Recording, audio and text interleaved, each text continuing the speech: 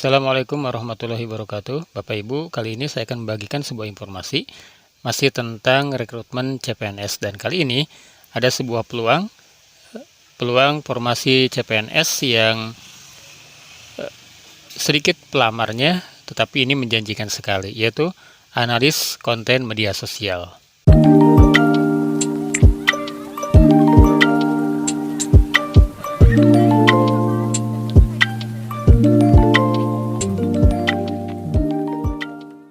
Dalam setiap seleksi calon pegawai negeri sipil atau CPNS, strategi yang tepat dapat menjadi kunci untuk meraih kesuksesan. Salah satu trik yang dapat digunakan adalah memilih formasi yang memiliki sedikit peminat. Mengapa? Karena memilih formasi CPNS yang sepi peminat dapat memberikan peluang yang lebih besar untuk berhasil dan menjadi seorang aparatur sipil negara atau ASN. Salah satu formasi CPNS yang konsisten memiliki sedikit peminat adalah jabatan analis konten media sosial. Dalam pengumuman resmi seleksi calon ASN Kementerian Komunikasi dan Informatika pada tahun 2021 yang lalu, jabatan ini biasanya dibuka oleh Kementerian Komunikasi dan Informatika. Nah, pada CPNS tahun tersebut hanya dibutuhkan 20 orang untuk mengisi jabatan ini, dan ternyata pelamarnya itu tidak sebanyak untuk formasi yang lain. Apa itu tugas utama dari jabatan analis konten media sosial? Yaitu mengawasi dan mengendalikan konten yang beredar di berbagai platform media sosial.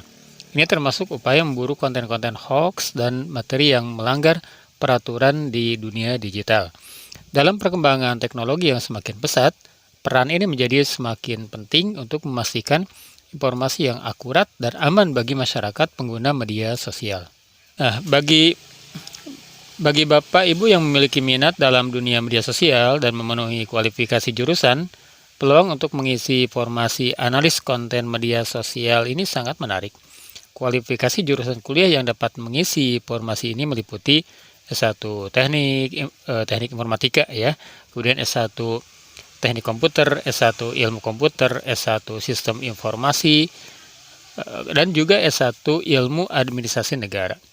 Tidak hanya itu, jabatan ini juga memiliki jadwal kerja yang khas. Jika Anda berhasil lolos seleksi tahun ini, Bapak Ibu akan bekerja dengan sistem shift pada Sabtu, Minggu, dan hari libur lainnya.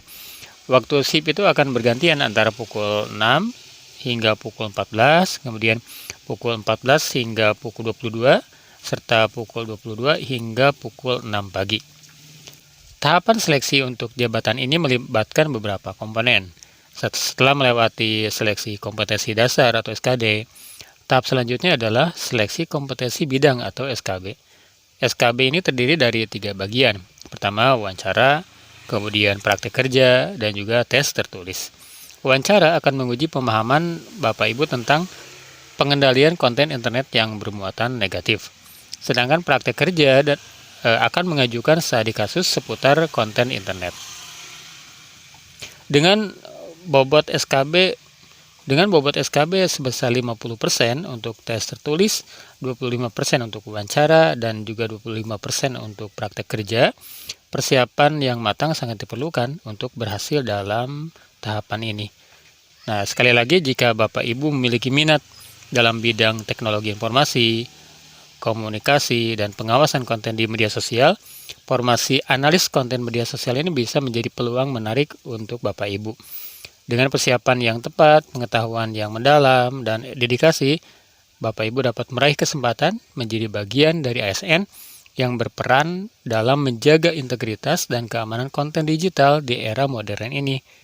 Nah, Bapak Ibu, silakan segera persiapkan diri untuk mengambil langkah pertama menuju karir yang menjanjikan dalam dunia CPNS.